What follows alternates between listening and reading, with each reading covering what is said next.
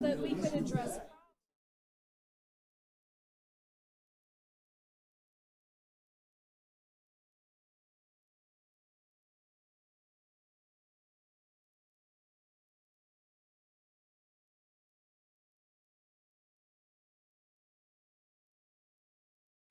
Council countdown here on BC TV. It is March 11th, 2024, and we are getting ready for our county council meeting. I'm Chloe G, and I am here with our PIO, Hannah Nichols. Good afternoon. Thank you for having me, Chloe. Of course. So we just wrapped up our Land Use Committee's Community Services and Land Use Committee meeting. Can you tell us a little bit about what we talked about and what happened through that meeting?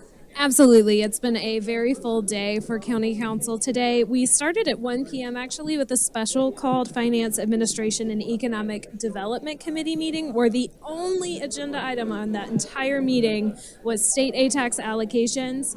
We got a good game plan going forward. They did advance that. So at 3 p.m. we had the Community Services and Land Use Committee meeting, and now at 5 we are prepping for our County Council meeting. So today on the council agenda, we've got a couple of items on the consent agenda to get us started. They originate from the Finance, Administration, and Economic Development Committee and the Public Facilities and Safety Committees. On our regular agenda, we have several items related to kind of the conveyance of property. We've got a lease agreement on here, as well as 2 text changes to Beaufort County Code of Ordinances. And notably, we'll also see the possible approval of, and this is a very wordy sentence, I'm so sorry, so bear with me while I try to say it. Possible approval to accept the Transportation Alternative Set-Aside Program Fund grant from the U.S. Department of Transportation's Federal Highway Administration. So basically, this grant would be an 80-20 match to fund the Alljoy Road Sidewalk project. And then, of course, as usual with our county council meetings, we will also have an agenda item that is the administrator's report from Interim County Administrator John Robinson. We'll have a couple of proclamations tonight, one for DSN and one for Fred Lyda, and then we will have public comment so that our citizens can engage with their council members. Pretty exciting day.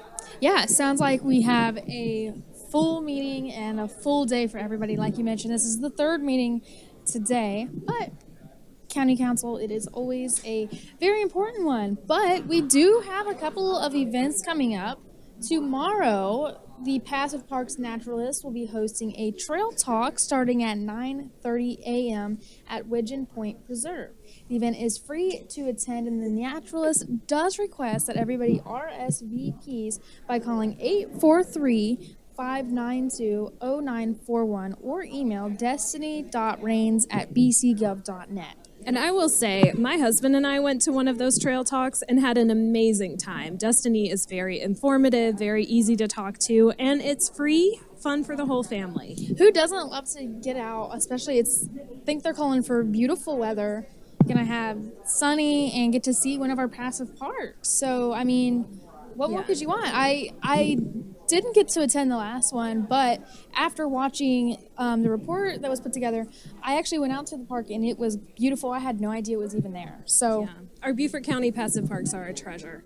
Hopefully it is a way to get a lot of these different parks names out that, you may not have known it was there, and it may become one of your, new favorite spots to hang out and rewind and get some sun and some fresh air. So yes, thank you, Destiny Rains, for taking the time to do these talks, and hopefully we have a good turnout tomorrow. Yep, and she'll be doing one of these talks every Tuesday through March. Awesome. That's a great way to get everybody out and about.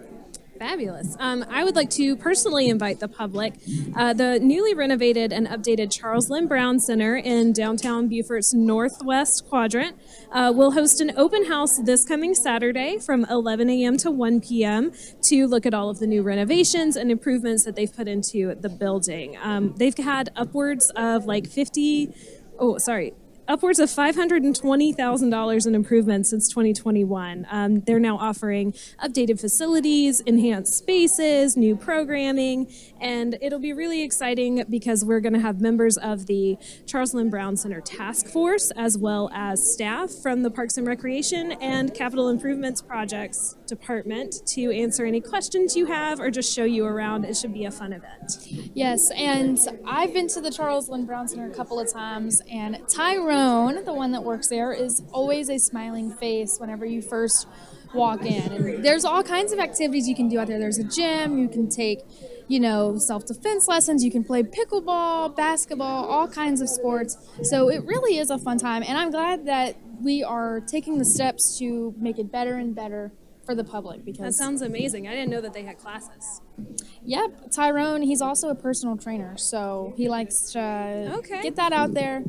And he's always wanting people to come in and come down to the Charles Lynn Brown Center. It is located near the admin building, but it's over on Green Street, so you can type it in your Google Maps and you can't miss it. Now, Chloe, can you tell us a little bit about tax time? Yes, of course, everybody's favorite time of the year. The Beaufort County Library is continuing their free tax preparation assistance to the Beaufort County citizens who qualify. This is available to help persons earning $63,398 annually or less, differently abled persons, and those who are 60 and older.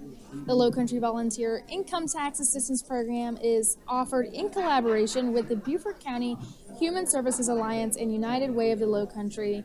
And of course, if you want to find some more details, how to schedule your appointment, you can visit aarp.org/money, or you could also call the Hilton Head and Bluffton branch libraries. This is an awesome service, and like I said, it is completely free to those who qualify. So yeah, take some time and do some research, and it's good to utilize these different programs that Beaufort County offers. That sounds awesome, and it's just good to be reminded that the clock is ticking. As we all know, April 15th is tax day, and that'll be here before we know it. The United States Department of Veterans Affairs recently announced that with the expansion of the PACT Act, all veterans who were exposed to toxins or any other hazards while serving in the military, either at home or abroad, will be eligible to enroll directly in the VA healthcare beginning March 5th, so that's already in effect. This means that all veterans who served in the Vietnam War, the Gulf War, Iraq, Afghanistan, the Global War on Terror, or any other combat zone after 9/11 will now be eligible to enroll directly in VA healthcare without first applying for VA benefits. Additionally, veterans who never deployed but were exposed to toxins or hazards while training or on active duty in the United States will also be eligible to enroll. This is a very important expansion of services for our veterans, and those looking for more information can contact Beaufort County Veterans Affairs at 843-255-6880. Yeah, I mean, there are so many veterans, especially in this area. We are heavily populated by the military, so it is great that they are expanding this one out there. Moving on, we would like to take a moment to thank everybody for joining us here. If you're just tuning in here, we are on BCTV. We are constantly developing new and improved shows, but like this one, we want people to be able to be informed about things going on in the county prior to our county council meetings. So this year we have an exciting schedule of shows and programming available on cable channels Comcast Channel 2, Hargrave Channel 9 and 113, Spectrum Channel 1304, and you can also stream us live online at BeaufortCounty.tv, as well as YouTube, and we are even on the Roku app, Apple TV, Android TV, and Amazon Fire Stick. So whatever platform you're watching us right now, welcome, and we hope that you stick around, and we would like to thank you for your viewership. That's awesome. Thank you so much, Chloe. We appreciate so much the efforts from the broadcasting team at BCTV. They are what help the Public Information Office make sure that we are enhancing transparency and keeping the information flowing to our citizens. So special shout out to you guys. Thank you so much. And thank you all of our viewers for joining us today. The Beaufort County Public Works Department of Solid Waste and Recycling has organized another secure document shredding event that's going to be next Saturday, March 16th. This event will be held from 9 a.m. until 12 p.m. or until truck containers are full, whichever one comes first. The event's going to be held at 3050 River Ridge Drive in Bluffton, and individuals will be limited to disposing of no more than 2 boxes, containers, or bags, just because those trucks do fill up quickly. And only residential qualities are going to be accepted. No materials from commercial businesses will be accepted. There's also going to be no electronics recycling at this event. It's document shredding only, but we do have another e-waste event coming up in May. Yes, we are always offering these free events, so mark it on your calendars, and if you have any old documents that you just need to get rid of, utilize this. It's a great opportunity, and our Public Works is always working to offer these kinds of services for the members of Beaufort County. Moving on, construction has begun on new multi-use pathway that will run the entire length of Laurel Bay Road. Portions of either lane and sections of the road shoulders will be closed intermittently throughout this project. So if you're out there, keep an eye out and make sure you drive safely around construction workers. During this time, motorists are reminded, please be prepared, and you can even maybe expect some minor delays. So drivers, please be mindful of the traffic control team and the crews that are working diligently in that area. I'm so excited for them to get that project finished. I don't know about you, but I love to ride my bike on the Spanish Moss Trail. Yes, I've utilized the Spanish Moss Trail a couple times, mostly for walking with my dogs, but I'm always looking for new places to go and different portions. So, and I live pretty near the Little Bay, so I also am excited to kind of see the finished product. That sounds awesome. Now, for those of you just tuning in, we want to thank you for joining us here on BCTV. We are here for the Council Countdown as we are preparing for County Council's regular meeting starting at 5 p.m. The room is starting to fill up, and we've got a number of exciting agenda items today. We've just had a full day in general, starting at 1 p.m. with a special called meeting of the Finance, Economic Development, and Administration Committee meetings. And then at 3 p.m., we had our Community Services and Land Use Committee meeting. So we're excited to get to a lot of these agenda items today. Yes, looks like the consent agenda has a few items that originated in the Finance Administration and Economic Development Committee and the Public Facilities and Safety Committee. And on the regular agenda, we have several items relating to conveyance of property and lease agreements, as well as amendments to the County Code of Ordinances and the possible approval to accept transportation alternatively set aside program fund grant from the U.S. Department of Transportation's Federal Highway Administration. Sorry, I was getting messages coming through my laptop, and it was distracting me just a little bit when I was trying to read. But well, and for anyone joining us from home, just as a reminder, you can always access these agenda packets online. If you're like, what are they even talking about? What's going on here? They're always available at BeaufortCountySC.gov. They try to get them up by Friday afternoon typically, yes. So you have the whole weekend to review, look at items, see what matters to you and what's happening in your community. So we would encourage everyone to follow us there, sign up for our email releases, and just make sure you are staying on top of all the news here in Beaufort County.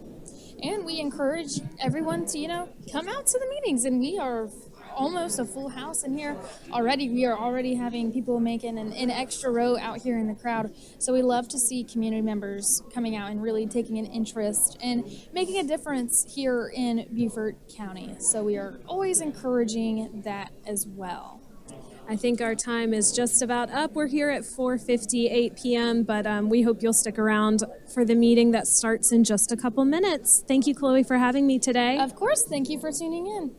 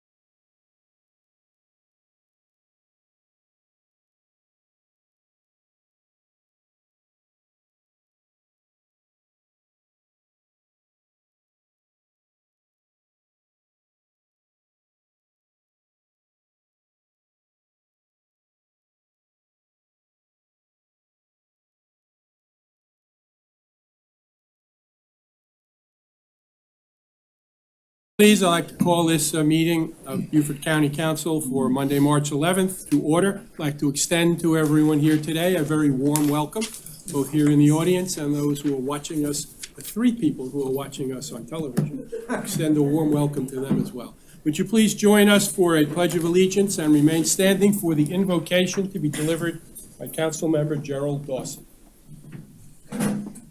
Pledge allegiance. To the flag of the United States of America and to the republic for which it stands, one nation, under God, indivisible, with liberty and justice for all. Let us pray. Our Father and our God, we come before you at this present time, giving you thanks, O God, for the many blessings that you've already provided us in life. We pray your continued blessing on all of us. We thank you for this great assembly that's here this afternoon. We thank you for the council that have gathered here on the dais. We ask you, O God, to bless us as we go through the process of dispensing the business that come before us. We ask you, O God, to guide us in our deliberations and our discussions and help us to be mindful that every decision that we make, we know and understand that it affects even the very least amongst us in this county. In Jesus' name I pray. Amen. Amen. Thank you, Mr. Dawson. My name is Larry McEllen. I'm the Vice Chair of Beaufort County Council. I'll be serving as the presiding officer this evening in the absence of our Chair, Joe Passament, who, as you can see on the television, has joined us from afar. Welcome, Mr. Passament. You're muted. We'll do the best we can. Yeah, I'm trying to be quiet. Okay. Item number 3 is public notification. This meeting has been published, posted, and distributed in compliance with the South Carolina Freedom of Information Act. Is that correct, Ms. Platt? Thank you very much. Item number 4 is the approval of the agenda. May I have a motion to either approve the agenda or make amendments to the agenda? Mr. Chair, I'd like to make an amendment to the agenda and request that we move the second citizen comment up under the first, under number 8, so that if people are not inclined to stay for the whole thing, they can speak and then go. I'll second that, Mr. Chairman. I understand. Mr. Kevany, do I need a 2/3 for just moving that? No, this is just Okay. Any objection to that by anyone? No objection, so that will occur. Does anyone else wish to make an amendment to the agenda? I would, Mr. Chairman. Yes?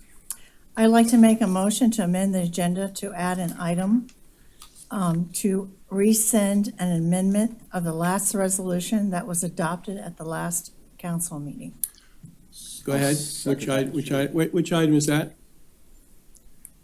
That you're rescinding? Well, What item is it? if I could, Okay. sir, Thank you. I think what Councilman Brown wants to do is to amend the agenda to add an item to this agenda. Right? And that item will be to place on the agenda for council's next meeting. Right. Motion to rescind or amend the resolution, the LATS resolution that council adopted at its last meeting. Okay. Thank you very much. Yes, sir. Everyone understand that? I second that, Mr. Chairman. Thank you. I have a motion and a second. Any objections to that addition? It will be, hearing none, it will be added as the last item prior to the executive session.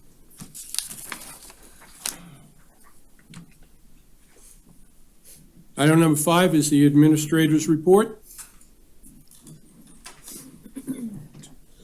Mr. Chairman, you need to approve the agenda as amended. Yeah. Okay. I'll take a motion to approve the amended agenda. So moved, Mr. Chairman. I'll second it. Thank you. Any objections? Hearing no objections, the new amended agenda is approved. Thank you, Mr. Robinson. Good evening, council. A few announcements to start. In the past few weeks, staff and I met with 2 independent community groups from Daufuskie Island.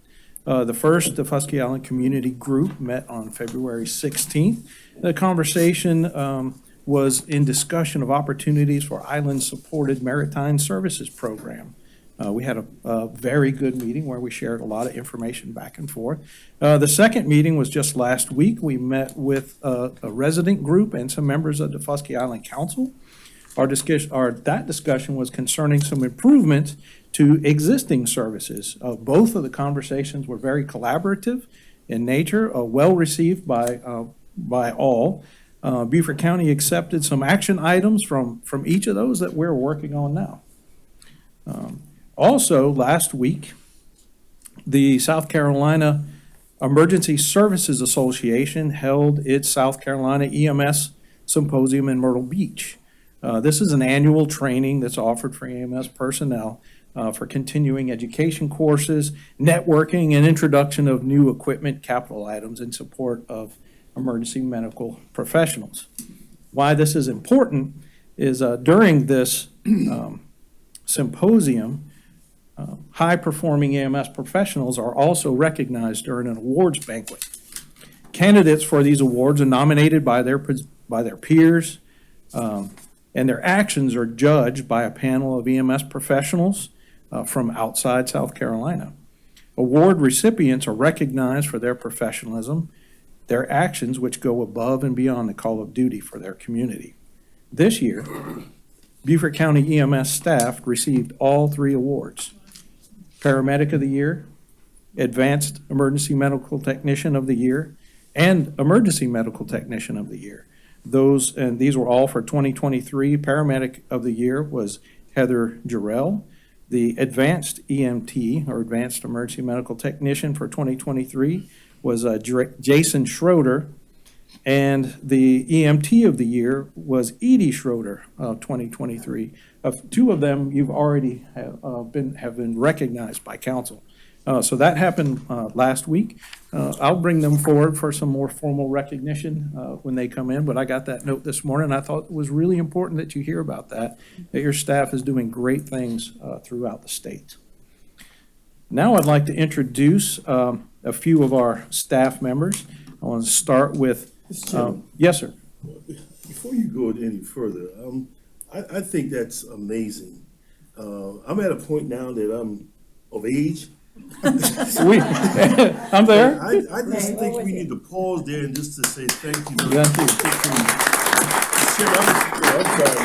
you. All right. Yeah. Okay, go ahead. I appreciate that. I respect your age.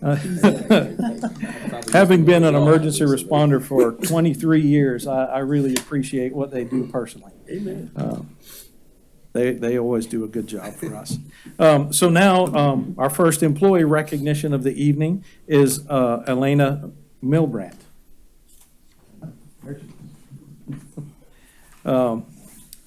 So Elena has worked for Beaufort County. She works for 5.5 years. Where'd you go?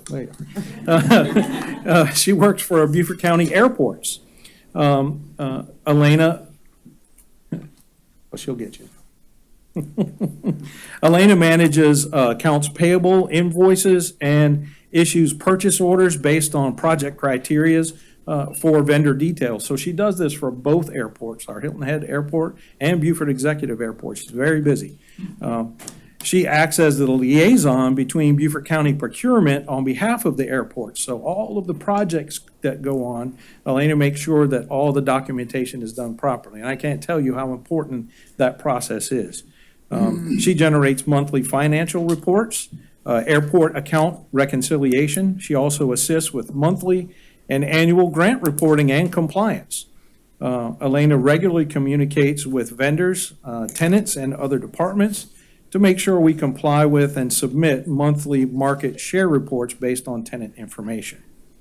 A few years ago, Elena and her daughter championed the installation of chess tables in Hilton Head's parks.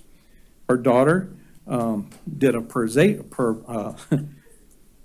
presentation, or persuasive presentation, too many P's, which was well received by officials and led to the successful installation of chess tables in Shelter Coves on Hilton Head.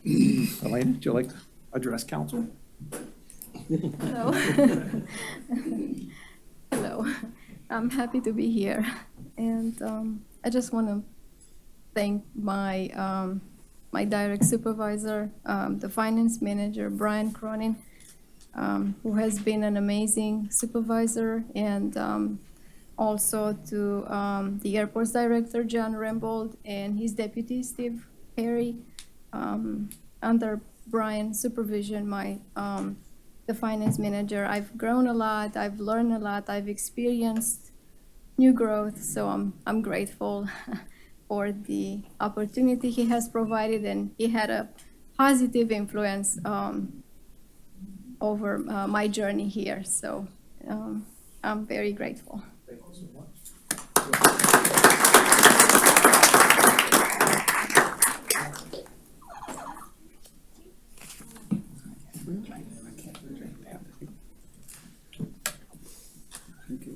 All right.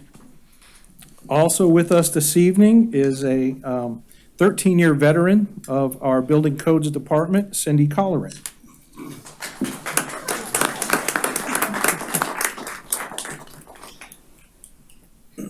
Cindy is the office manager for Building Codes. She helps to manage the department's budget, billing, and assist with permit processing. She manages office supplies, employees' timesheets, which are very important to all employees, right? And provides excellent service to the citizens of Beaufort County. Cindy lives on a small farm, and she enjoys taking care of her horses. That's a lot of work. Yes, I do. Cindy, you're welcome to address council. I just want to say thank you. I've actually only been with Building Codes 3 years, but I've been with the Beaufort County Animal Shelter before I transferred over. So, yeah, thank you. But I do really enjoy working at Building Codes, have a lot of great new people that are friends and customers. So, but thank you. It's been great.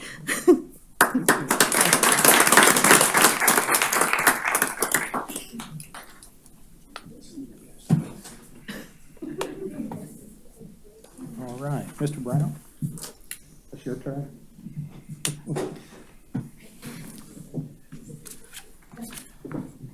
All right, so it is my pleasure to introduce to you tonight our new Director of Parks and Recreation, Mr. Eric Brown.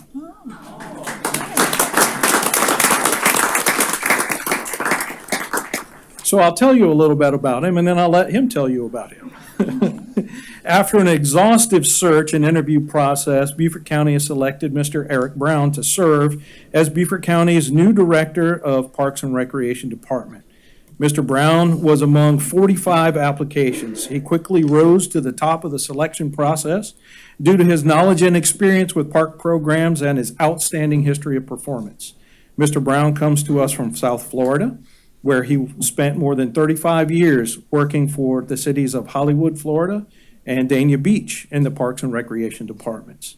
He's highly motivated, creative, and well-equipped with excellent organizational abilities. He genuinely likes working with people in the community, and he emphasizes developing and maintaining close relationships with customers and colleagues. He's a native of Hollywood, Florida, and happily married to his wife for more than 30 years, or it is 30 years. 30 years. It's 30 years. Mine's coming up too. He's a father of 2 adult daughters, Precious and Erica. He believes that competent professionals must consistently endeavor to perform to the best of their abilities, to have integrity, to create streamlined approaches to resolving problems, and deliver exceptional customer service.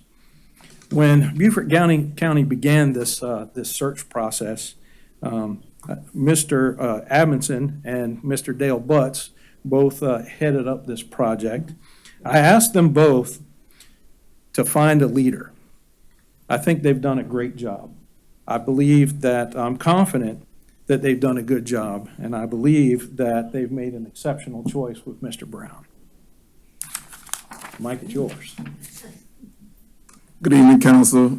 Good evening. Eric Brown, Parks and Recreation Director for Beaufort County. Welcome. Thank you. I am so delighted to be here. I am a native of South Florida. My mom is from Charleston, so she's Gullah, and so she was excited when I called her to give her the news that I'll be working in a state where she actually grew up. I worked in Parks and Recreation most of my adult life. My first year home from college, my Little League coach offered me a job as a counselor. And my words to him was, "You're gonna pay me to play." And I've been playing ever since, and I love Parks and Recreation. I wouldn't have it no other way. I look forward to all of the adventures that we're gonna bring forth. I look forward to the great staff. one more thing and I'll sit down.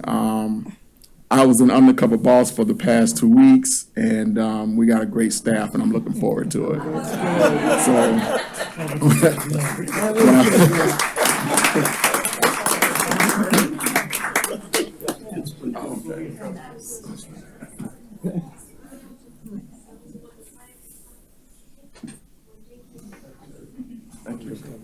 Undercover boss, yeah, that was good. Sir, that concludes my report. Thank you.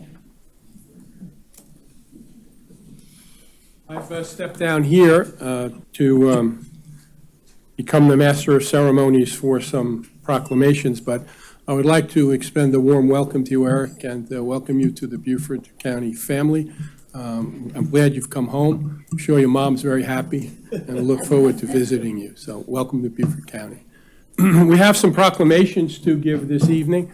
A proclamation is always a recognition to a group or to people who have performed an extraordinary service here in the county, who have made a great contribution to the county. And we have two proclamations tonight.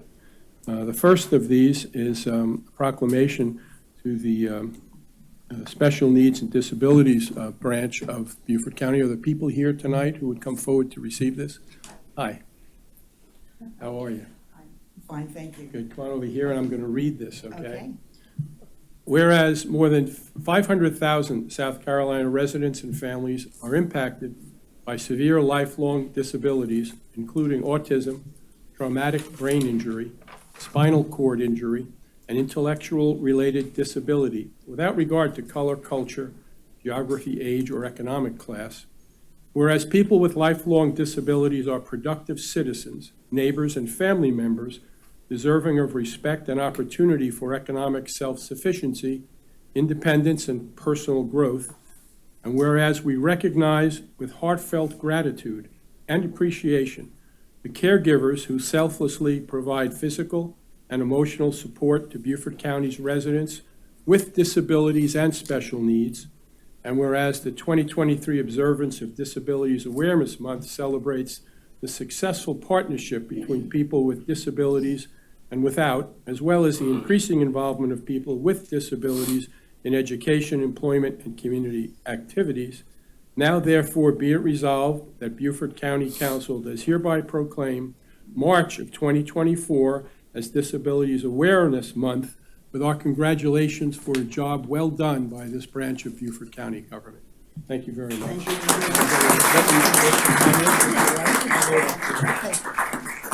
Hi, I'm Lynn Russo, and I'm the chair of the Disabilities and Special Needs Advisory Board. And until I got involved with them, I had no idea how phenomenal the employees are and what they do. We literally have hundreds of folks under their care with Down syndrome, autism, and they are so kind and they give of themselves. And I think everybody here needs to understand what a remarkable staff is working there and appreciate them. And I know having this proclamation is going to mean a lot to them to be recognized for that. So thank you all for your support, and thank you for this. Quite welcome. And you deserve it. Thank you. And they do as well. Okay. Let's have a picture. You hold it, since you've earned it. Okay. Thank you. Thank you. Congratulations. Thank you.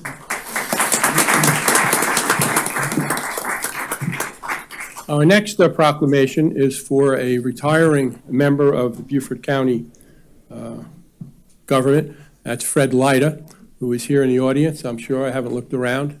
Oh, there he is. Fred, Alice Howard is going to make this presentation. So if you want to come up here and join her, we would appreciate it. I was joking with Fred. I said, if we don't read the proclamation, he can't retire, but it didn't work. Tried.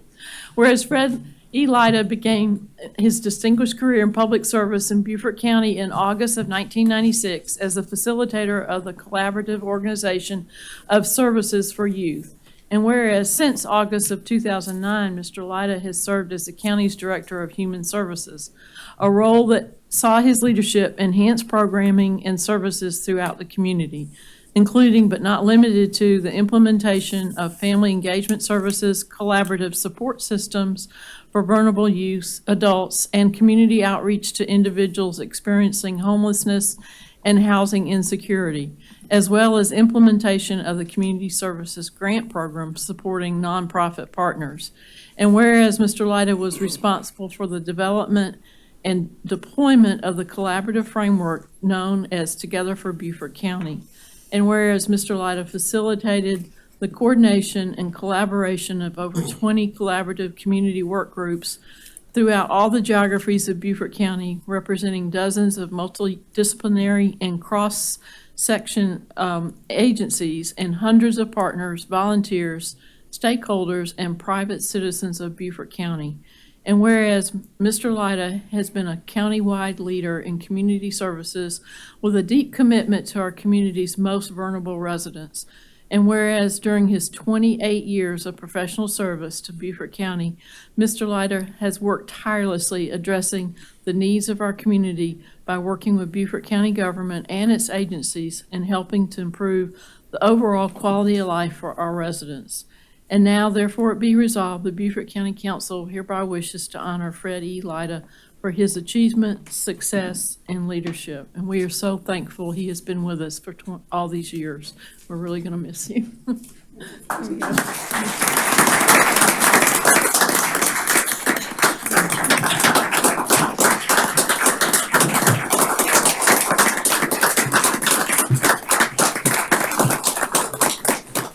Thank you very much. I'll try to get through this without crying. 30 years is a long time. And it would be impossible to name everyone who's been involved. But I gotta acknowledge my team, Ben Boswell, Anna Ramirez, and Connie Schroyer, the dream team. And all of the other people through all the years that have been involved, Morris and Fred and Andrea, who I didn't see her here today, but all the people that have been involved, I can't say thank you enough. But the bottom line is, anyone who knows me, even peripherally, has figured out that my faith is a big part of my life. And I'm blessed that God has allowed my career to be a ministry. And I can actually do what I love to do and get paid for it. Has just been an amazing honor and a blessing that I have to give the praise to the Almighty Creator of all things, who has been the one who's made the things happen. I can't tell you how many times I've sat in a room with people and we've talked about what needs to happen in order to fix this problem, and somebody will say, well, we need this. And everybody will be like, well, that's never gonna happen. And 2 or 3 days later, somebody walks through my office door and says, hey, do you need this? And it's exactly what we were looking for. And that happened over and over and over. It became very obvious that it wasn't me, it wasn't even the team, it was God making these things happen. And I'm grateful for the opportunity to be a part of that. So thank you all very much, I appreciate it.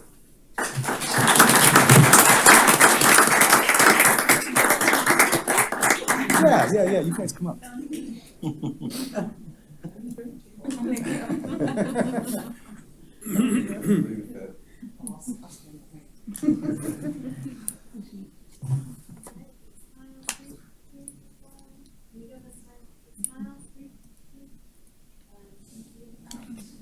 Very nice.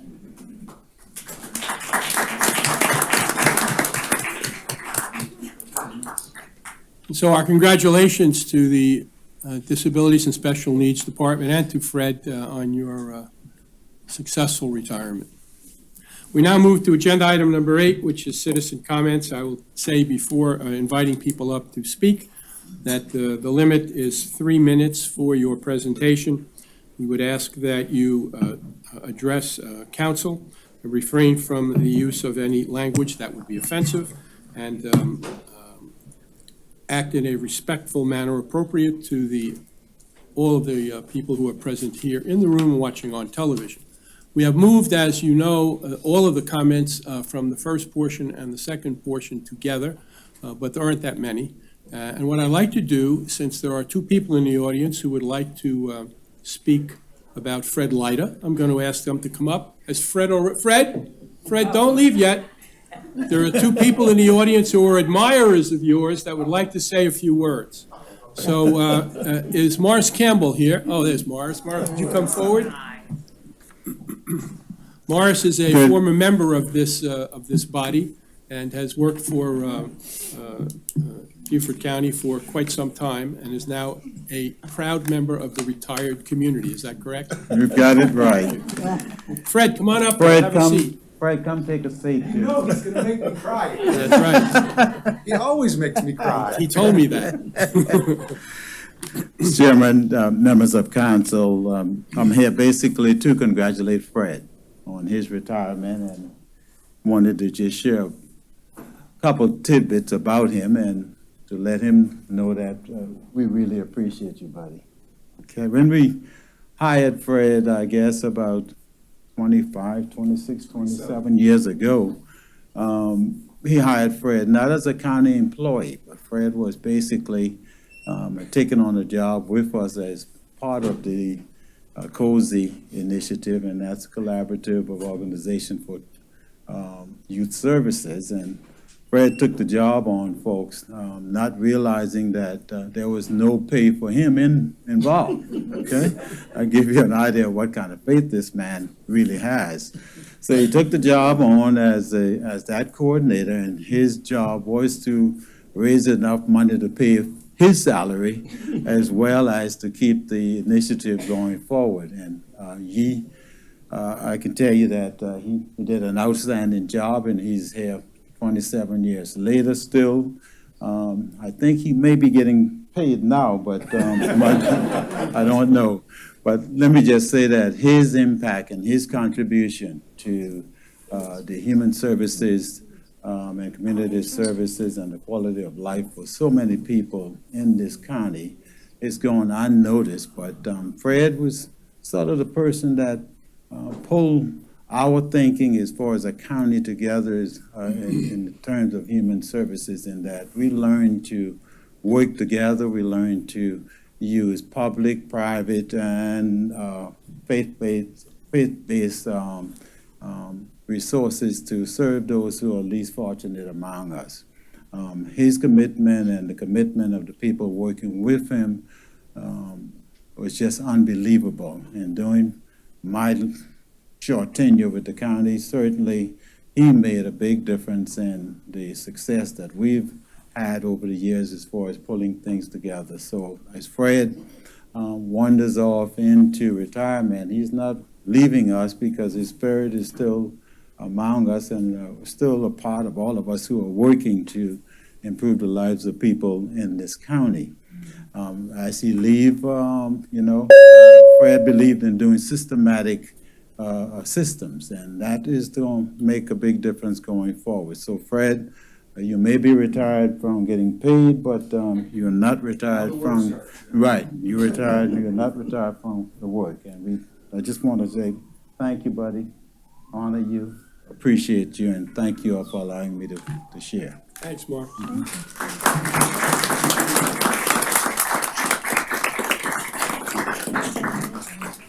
Don't leave yet, Fred. There's another speaker. Fred Washington in the audience. Come on up, Mr. Washington. Thank you for coming tonight. Thank you, Council. I hadn't planned to make comments, but Morris Campbell said, well, you've got to say something to hear. You may not know it, but I served as the county director of the Department of Social Services for over 27 years. And COSY played a major role in that. We see the present, but when you go back to the past, we had a very fragmented system when it came to serving youth and people in general. Fred, the concept was evolved that we needed to do something. We need to take those silos and start connecting. You need to have special people to do that. You've got to have persons committed, particularly in human service, when you're dealing with people. Because, boy, there are some things that you run into sometimes that will turn your gray hair grayer. So we need a special person to try to connect. I was very fortunate to be a part of the group that elected Fred. We got to a point that normally this counties go to the state for help. Well, Fred developed such a system of communicating and providing services that met the whole child, the need of the whole child, that the state came to Beaufort. And being the director of DSS, that made a difference. Because you're not in the battle by yourself. It takes a community to raise a child. Fred brought community to our system. So I'm thankful for him that the time we worked together, I know the difference. Sitting in that chair of the Human Services Building and some of the problems that we faced, it was a difference. Now I hope that this is a model that it's not just limited to human services, but as government, we need to pool resources. When you look at a lot of the money that comes in those checks, they're coming from the same sources, they're coming from taxpayers. And one of the things that I was very fortunate to do was serving on city council and DSS at the same time. So I knew what it was to, on the one hand, you're having to tax folks, at the same time, you're trying to serve them, particularly those, the least of these. So we have a person, that spirit, that I hope that we can expand that spirit in Beaufort and that we can continue that tradition of Beaufort being an example of how to work together. So Fred, thank you for doing that, for personalizing it and bringing humanity back in human service. Thank you. Thank you.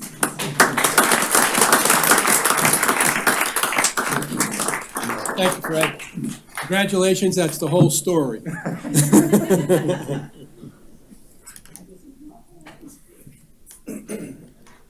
Okay. Oh, for him? Oh, sorry, I didn't notice that. Okay, go ahead. 3 minutes will be shorter than that. I feel quite, council members, I feel I'm prepared to speak after Fred Washington and Mr. Morris Campbell, but it is Fred. And believe it or not, I worked for Fred for 18 months. I was a county employee. I was in the Human Services, and the only council members that were on the council at that time were Mr. Dawson and Mr. Glover. All you other guys were new faces, but you've stepped up to the task now, and now you're in the firing zone. But I just wanted to agree with what has been said about Fred. And the hot issues that y'all have to deal with affect the people that Fred dealt with every day. And it reminds me how important your job is to look out for those people. I appreciate what you do. I appreciate what Fred did. Thank you. Quite welcome, thank you. Anybody else would like to talk about Fred? Go now. Thanks, Fred, I think that's it. Congratulations again.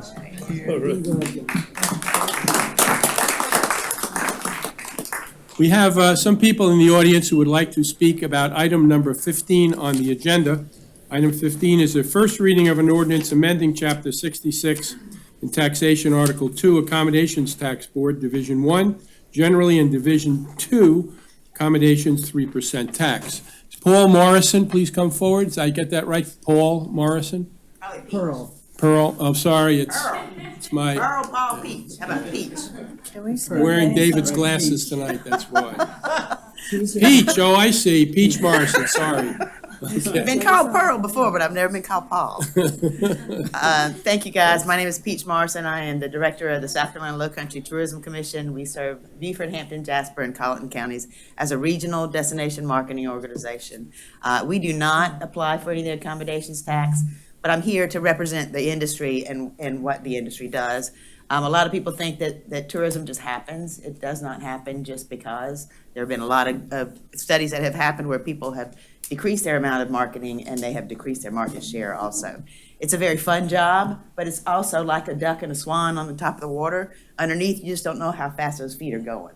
And we want to make it looking pretty and nice and sweet and off on the outside, but it's a tough job, especially when you're working with tax dollars.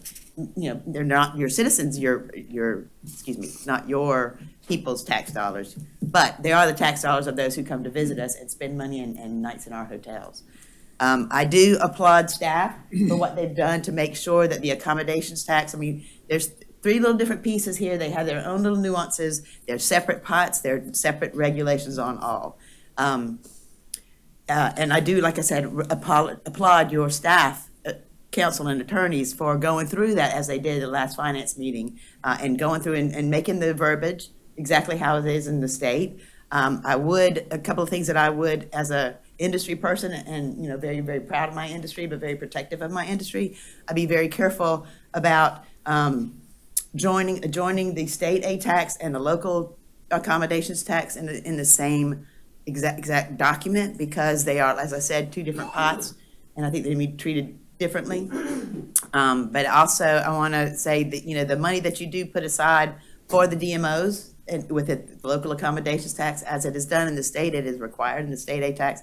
It is right now under the ordinance. That's something that's being challenged right now. I think it's very important to keep that solid footing that they have to make their plans, because they make their plans well in advance of what they're going to put in the marketing dollars, and to get that ROI and to get those, look at the demographics that you're looking for, the geographics, all the MSAs, all the things that are involved that people don't understand, to go behind the act of making sure tourism is there, for not only to, increase our economic impact, but also to reduce that tax burden, and also to provide jobs for our citizens. We always want to do the right things for the right reasons, and we applaud looking at the state aid tax and the accommodations tax, so that you know that we're doing the right things for the right reasons within the code of the law, which can be confusing. So thank you for all that you do. Thank you for your time. Thank you for wonderful support and collaboration, and the time that we've taken to talk to some of your finance members about explaining that it's a big educational piece. So thank you for what you do. Thank you very much. Thank you. Rob Wells?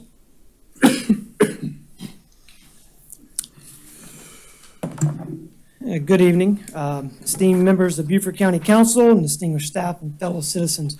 Excuse me, my name is Rob Wells, and as the president and CEO of the Greater Beaufort Port Royal Convention and Visitors Bureau, the primary destination marketing organization for Northern Beaufort County, I stand before you with a deep commitment to our region's prosperity and cultural heritage. Our mission is to showcase the beauty, the history, the vibrant culture of our community and our county, making it a top destination for visitors from all over the globe. Yet, fulfilling this mission will become increasingly challenging under the current proposed changes to the local accommodations tax ordinance. Tonight, I respectfully request the restoration of the dedicated funding from the local accommodations tax ordinance, specifically Section 66.45. This funding is not simply a budgetary allocation, but the cornerstone of our marketing and promotional strategies. It enables us to effectively compete in a global tourism market, drawing visitors who significantly contribute to our local economy. The absence of this funding severely limits our ability to operate, impacting not only our organization, but the economic health and vibrancy of Northern Beaufort County as a whole. This is imperative considering that the vast majority of the county's local accommodation taxes are generated from Northern Beaufort County's Sea Islands. The work we do at the Greater Beaufort Port Royal Convention and Visitors Bureau goes beyond just mere marketing. It is about fostering community, economic development, and preserving the unique charm of our region for future generations. By restoring the dedicated funding and embracing a robust partnership, we can ensure that Beaufort County remains top-of-mind travel destination in the South, attracting visitors and prosperity for years to come. And listen, I thank y'all for your service, your consideration of this proposal, and your shared commitment to the well-being and success of Beaufort County. Thank y'all. Thank you very much. Jonathan Sullivan. Thank you, members of council, Mr. Chairman. It's nice to be back, second time today for some of you. I was here for Finance Committee earlier this afternoon. At last council meeting, there was a question of kind of the history of this ordinance, and this ordinance goes back nearly 19 years, and it was originally put in place to help north and the southern portion of the county have a balanced approach to marketing.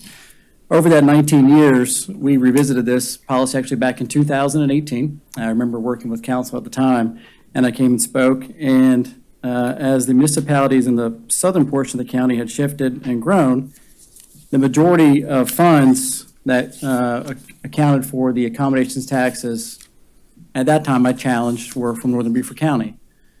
And at the time, they had staff run a report, and it turns out that just about 53% of accommodations taxes come from the northern portion of the county. So I'm glad we're here today. Mr. Wells just stood up here and spoke, and he said the vast majority I'll tell you, based on my numbers and the data that I've looked at, it represents nearly $68 million, which is more than 75% of accommodations tax collected by Beaufort County. So that number has gone from roughly 53% to now 75 to 85%. So you may want to revisit how that looks. But the unique part about our CVB in Northern Beaufort County is they wake up every day and they have one single sole mission. They're focused on how to support our tourism economy, the individuals who wake up and serve this community every day, whether they work in the plumbing industry or if they work in HVAC and work in restaurants and hotels, and the employees who work in those businesses. And Mr. Wells does not run a membership-based organization. They are not a chamber. They are very different. That's part of the reason in 2018 we were looking at where does ATAX come from. The CVB in Northern Beaufort County split from the chamber shortly after that.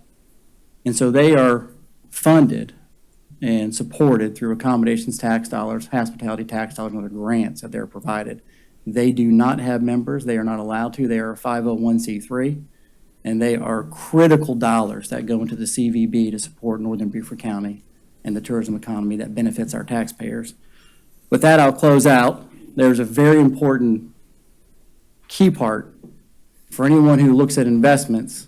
If someone told you for every dollar you give me, I was going to give you roughly $1.50 in return, you'd probably put $1 down over and over until you ran out, wouldn't you? Well, as of this last fall, that's what the CVB produces for Northern Beaufort County. For every dollar you've invested in our DMO for Northern Beaufort County, they have given back to the taxpayers roughly $11.50. That's a pretty darn good return on investment. So I ask you to please, if you want to designate a DMO for our 3% ordinance, leave it in there for the 3% tax reduction. Thank you. Thank you very much. Ashley Hauk?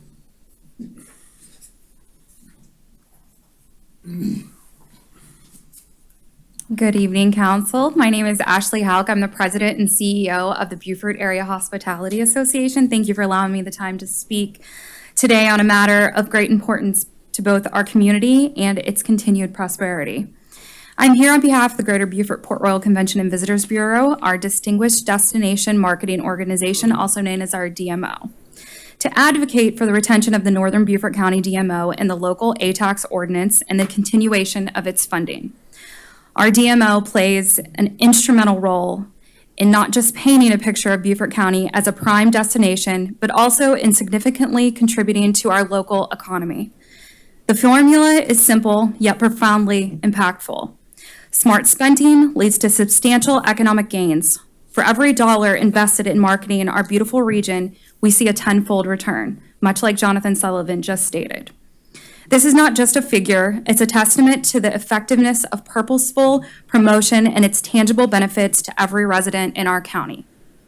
This investment invites tourists who are eager not just to explore, but to spend, infusing over $2 million into our businesses through accommodations alone last year. These visitors provide a steady stream of revenue that bolsters our local economy, supports small businesses, and sustains jobs across a wide array of sectors. But perhaps what's most captivating is the broader impact of their marketing efforts.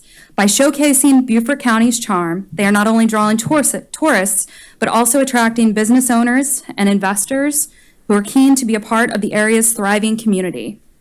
This influx of new endeavors further diversifies our local economy, creating more opportunities and enhancing the quality of life for all of us. However, the momentum they have built is at risk if we diminish the resources dedicated to these essential marketing efforts. Reducing funding for the Greater Beaufort Port Royal Convention and Visitors Bureau would significantly hinder their ability to promote Beaufort County effectively. It would not only impact tourism revenue, but could also slow the economic growth spurred by new business investments attracted by our vibrant community's visibility. In closing, I respectfully urge the Beaufort County Council to consider the far-reaching benefit that the Greater Beaufort Port Royal Convention and Visitors Bureau offers to our region. Investing in our DMO is an investment in the economic vitality and future prosperity of Beaufort County. Thank you so much. Thank you very much.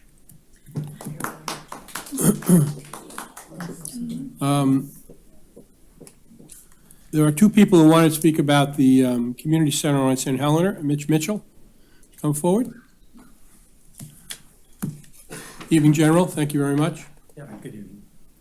Good evening, Mr. Chairman, good evening, council, staff. Good evening, everyone. Actually, I'll be speaking about the Charles Lynn Brown Community Center, right here in the city of Beaufort. I am City of Beaufort Councilman Mitch Mitchell. I'm here to, pardon me, I'm here to share comments regarding the Charles Lynn Brown Community Center, sometimes referred to as the Green Street Gym, and to express appreciation for improvements made to the facility in recent months. Since the formation of the Charles Lynn Brown Community Center Task Force in 2021, to bring attention to needed improvements at the center, substantial restoration and repairs have been made. While communications have sometimes been challenging and the path to the present sometimes rocky, I'm here to express appreciation for the progress made toward restoring the facility to a state worthy of being called our community center. On behalf of the task force, which has now evolved into the more inclusive Friends of the Charles Lynn Brown Community Center, community leaders and devoted members of the Northwest Quadrant and Old Commons neighborhood, I thank you for the investments you, the county, have made and will make in our Charles Lynn Brown Community Center. I especially thank councilpersons Alice Howard, York Glover, and David Bartholomew for the attention you have given to our citizens' concerns regarding returning their center to an aesthetically pleasing, pleasant, and functional place to gather, have programs, and to host events. And now I wish to thank your staff. I thank you, Interim County Administrator John Robinson and his Special Assistant Hank Amundson for the much-needed breath of fresh air they both brought to the city council-county relationship. In 2021 and 2022, we conducted a survey and held a meeting at the Charles Lynn Brown Community Center where our citizens shared their concerns and voiced their desires.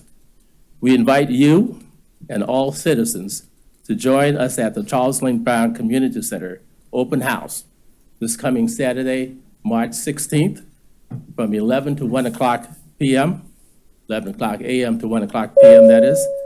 Docents will be present to provide guided tours. County staff will be present to provide an update on the center, to answer questions, and to assist citizens in signing up for programs offered at the center. So please remember to join us. That's this coming Saturday from 11 o'clock to 1 o'clock, and I look forward to seeing all of you there. Thank you, sir. Thank you very much.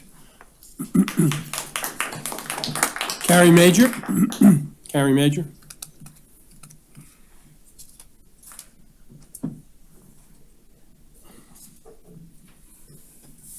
Thank you, Council, for allowing me to speak. I'm going to talk about a community center on St. Helena Island. As I told the group when they had the open house, on St. Helena, we have nothing to offer our youth. Someone said, and I heard this today, young people need productive things to keep them busy. So this is why I'm advocating for a community and youth center on St. Helena Island where we have nothing. That center should be centrally located, should be a state-of-the-art building with some multi-purpose facility with adequate space and opportunities for engaging in educational support. Our young people will be able to have technology support, some sports activity and leisure activities for our youth as well as for our adults in that community. And as I told everyone, I'll be here talking about this until we get it done. Again, we need something on St. Helena for our youth. We have nothing. I'm an advocate for our community. And through the Beaufort County Youth Conference, we do work with the youth from all over Beaufort County as well. And we want to be able to have something on St. Helena so that we can work with our youth over there and specifically cover the areas that I just said. So thank you. We're looking forward to council helping us to get this done. Thank you. Thank you very much. Tom Zinn wants to talk about the 2021 Beaufort County Connects Plan. Thank you. I appreciate your all allowing me to talk and have a public comment.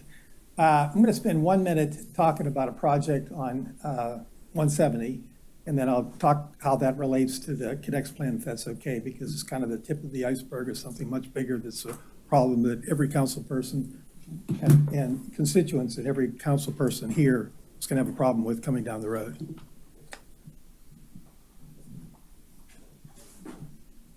I don't know if you can see this or not, but this is Buckwater Crossroads. It's basically a quarter of 170 and the Bluffton Parkway. Consists of 90 acres. We are successor project to Buckwater Place. It's got IMP approval, the initial master plan approval, it's got subdivision approval, all that type of thing. We put some property under contract here in December, and lo and behold, after they did master months of diligence and so forth and so on, found that there was a requirement for them with the request for an amended master plan for me to put in a 10-foot concrete pathway on the east side of 170. There's already one on the west side. Regardless, the problem with it is that instead of the next plan, which provides us to be funded by the public, and lists out an entire page of folks that are supposed to contribute to this, this was actually placed on the developer. It's an amendment to the ordinance. I urge you all to take into consideration amendments to ordinances, amendments to plans need to go through this council, not by staff. Examples, along this stretch, we have wetlands, we have Button Station Boulevard, we have accesses and so forth and so on. It's not only a seven-figure number, but it's beyond my expected lifetime when I can get those approvals.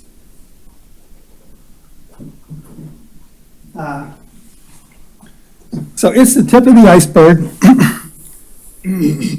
The way it's been interpreted for the last 15 months, it would impact, there's 80 projects inside the Connects plan, probably close to 500 plus or minus property owners that have property adjacent to where the Connects plan is supposed to be provided. Things that need to be considered are who pays for it. Obviously, it's different in the plan versus what's taking place. Number two, what is getting prioritized. This is not a priority. This is a intermediate, not an immediate priority, but it got prioritized. How is it determined when it applies, and what types of Connect plan approvals are involved? I sent you all emails. Take a look at the emails. I think the details to that is inside the 2 emails that I sent to County Council. I appreciate it. Mr. Zinn. Deborah Smith, Defusky Island Ferry. So our final comments for the evening. Good evening. The chairman of the Defusky Island Council's Ferry Committee was going to be here tonight and had boat issues, so he wasn't able to make it. And I'll try to make it pretty quickly. I was part of the community group that met with the county officials last week. I thought it was a very positive meeting and appreciated, we all appreciated sitting down, having a nice, rational, civilized discussion, and learned about what areas that the county might be able to help us on, areas they won't be able to help us on, and maybe some that are a little bit in the middle. I think everybody did think that was a very positive and productive discussion, and we hope one of ongoing discussion. So that's a positive. At the last council meeting beforehand, when I chatted with a few of you folks, 2 of you asked me if things had kind of settled down, if things were working out and so on and so forth. And I thought about that, and I know that you're not getting blasted by all the emails and texts and calls and so forth that you were originally. I mean, that just couldn't sustain itself. But I really don't want you to think that that means that everything is good. I think some glitches have been fixed, but there are fundamental issues with this ferry service that are not going to be fixed by tweaking. I'll just focus on one tonight and briefly. People are getting hurt on this boat, the Manatee. It's not a ferry boat. We've talked to you about that before. It's not conducive at all for people with disabilities to ride on. The dock assistance is not there or is there sporadically. Anybody who has a wheelchair has a lot of difficulty getting on the boat. You have to have a wheelchair that's very, very narrow to go through the little passageway onto the boat. And people keep hitting themselves on the head as they're getting into the boat or getting into the cabin. I mean, we've had numerous people, including one I think we mentioned, or Mr. Yarborough mentioned at your last meeting, where she had to go get her head stitched up. In medicine, there's something called the standard of care. You know, to my mind, how can this be the standard of care that any of us want for a public transportation system? It's just not right. I don't know. You know, it's hard to know what the answer is. But this isn't acceptable to the Daufuskie Island people, and I really don't think that it's acceptable to you either. So let's keep working. Let's keep trying to figure something out.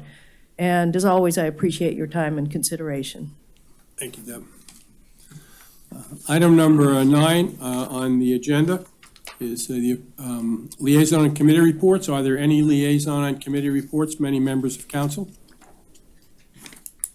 Seeing none, I will conclude item number 9. Item number 10 is approval of the consent agenda. I'll need a motion for that. There are 3 items on the consent agenda. One is the approval of Cisco Enterprise Support Agreement renewal. The second is boards and commissions appointments and reappointments. And the third is the approval to enter into a governmental agreement between Beaufort County and the South Carolina Department of Transportation for Beaufort County Transportation Program projects. May I have a motion for the consent agenda? So moved, Madam Mr. Chairman. Second? I'll second, Mr. Chairman. Thank you. Is there any discussion? Hearing no discussion, I'll pass the consent agenda without objection. Are there any objections? Seeing no objections, consent agenda passes. Item number 11 is a public hearing and third reading of an ordinance authorizing the interim county administrator to enter into a lease agreement with the South Carolina Department of Transportation for property located under the Cross Island Parkway adjacent to the Broad Creek Boat Landing. No fiscal impact. Is there anyone in the audience who wishes to speak on this matter? Seeing no one, I will close the public hearing. I have a motion on the third reading. So moved, Mr. Chairman. And a second? I'll second that. Thank you. Is there any discussion?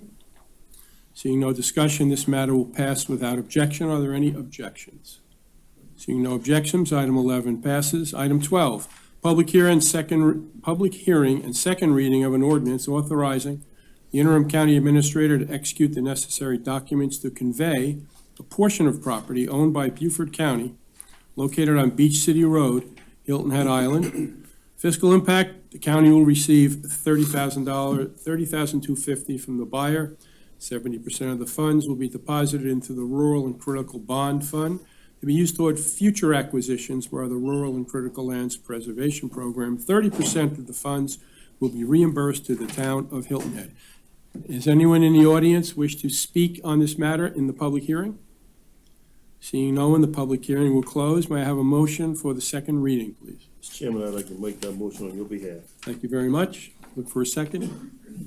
I'll second, Mr. Chairman. Thank you. Is there any discussion? Seeing no discussion, this matter will pass without objection. Are there any objections? Hearing none, this matter passes. Item 13 is first reading of an ordinance to amend Beaufort County Budget Ordinance 2322 for the fiscal year 23-24 to appropriate and transfer $250,000 from fund balance of the general fund to the special revenue fund to cover unbudgeted costs for the Daufuskie Island ferry operations, to include 3 special revenue funds budgets, Funds 2230, 2252, and 2255, in an aggregate amount of $402,918, which were converted to the general fund during the chart of accounts conversion process. The total amendment of budget ordinance is $652,918. Fiscal impact is an increase in the county's operating budget of $652,918. Any amendments to this matter? I'd like to move to amend this proposed budget ordinance to include the transfer of $3.6 million from general fund balance for the purchase of 333 and 335 Buckwalter Parkway in accordance with an ordinance we passed 2023/4. 14. And if we need explanation, Mr. Robinson will certainly be happy to give it. Is that your motion? That's my motion to amend it. Is there a second for that motion? Second the amendment. For the amendment, is there any discussion on the amendment? Yeah. Okay, would like some comment, Mr. Robinson? On the $3.6 million that we're adding to this item. In February this year, an item came forward to council for approval. This was, it's at 333 and 335 Buckwalter Parkway. It's a 10-acre piece of property that the county has been negotiating with the owner on. That $3.6 million was approved after 3 readings and a public hearing.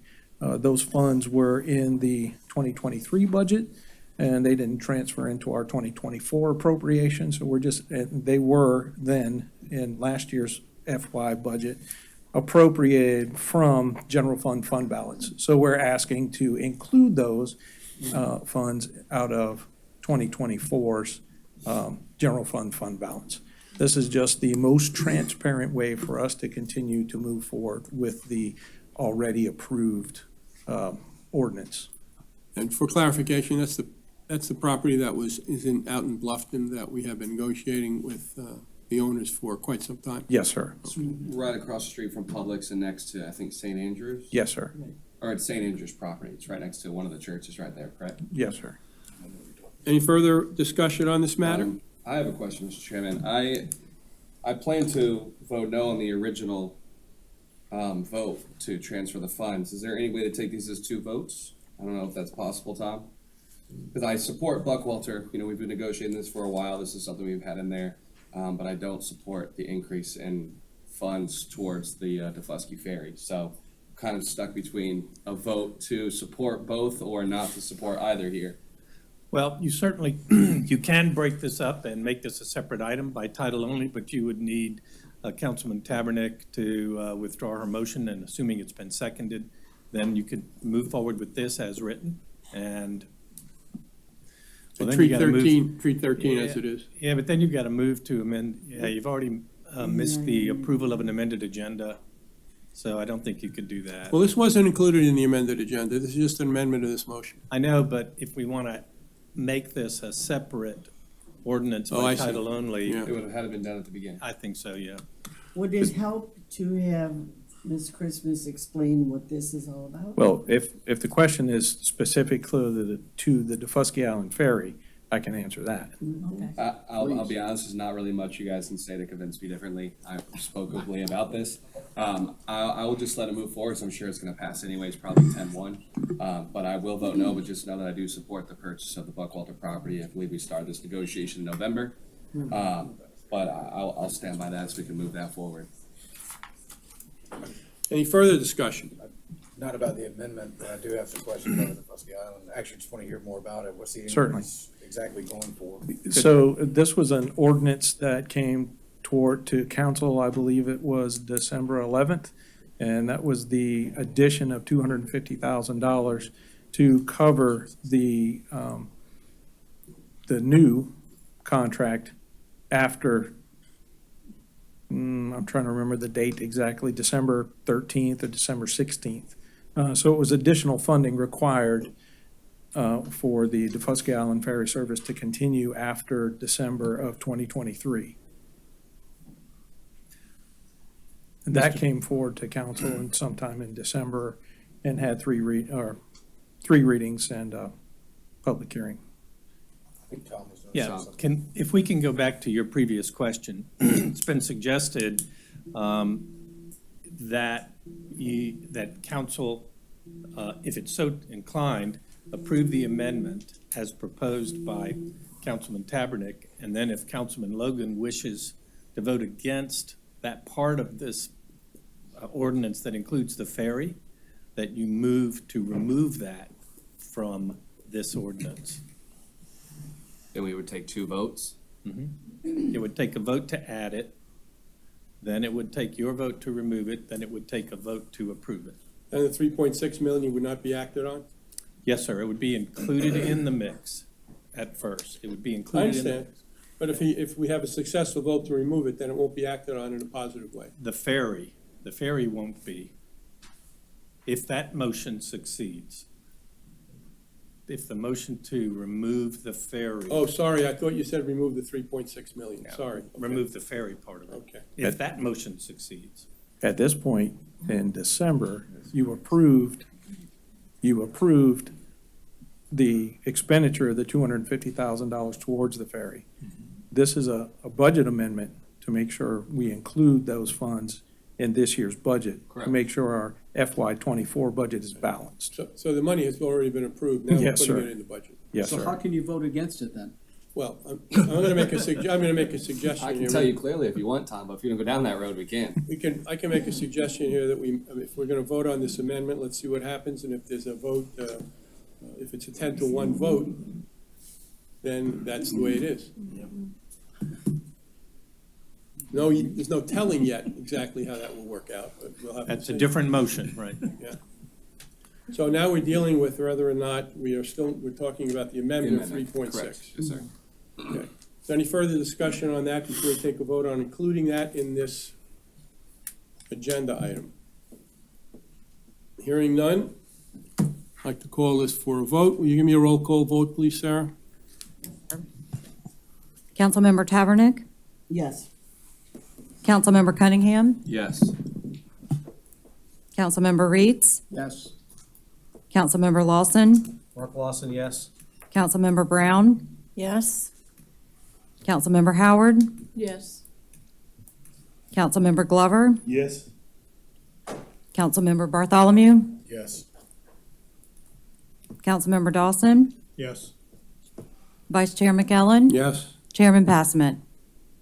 The motion passes. Thank you very much. So we now have a new agenda item to include the 3.6 million in the amount to include the other 652,918, $250,000 of that for the fund balance to the general fund for the unbudgeted costs for the Defusky Island ferry operations. To include 3 special revenue funds budgets in an aggregate amount of 402,918, which were converted to the general fund during the chart of accounts conversion process. The total amendment is 652,918 plus 3.6 million. For 4.252918. Very quick you Says are. the CFO. Very quick you are. Thank you very much. Okay, I'll need a motion to, for that amended agenda. I'm sorry, for that amended agenda item? So moved. For the motion as amended. Yeah, and a second? I'll second. Thank you. Is there any discussion on that? Yeah, I guess just one last question for Tom. So would it be possible to break off the 250,000 from the Defusky as a 13A?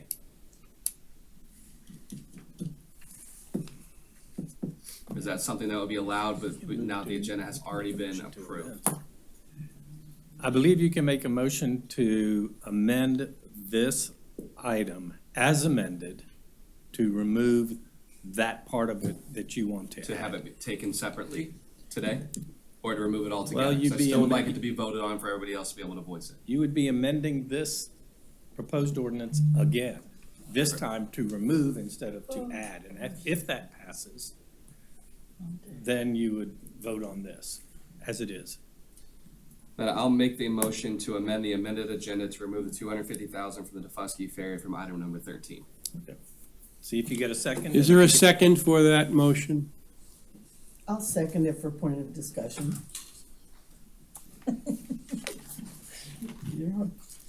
That's fine. Yeah, I made it very clear before, I don't believe we should be in the ferry business. So we're continuing to spend more taxpayer dollars. I know this was approved originally by the council in December, but we're just continuing to go down a whirlwind here. So that's just me. I know people make their own investments in life and own decisions of where they decide to live. And I'm just a firm believer that we shouldn't be messing with other people's private property. And here we are subsidizing portions of private property and access to that private property. So this is just me personally. It's something that I do not support.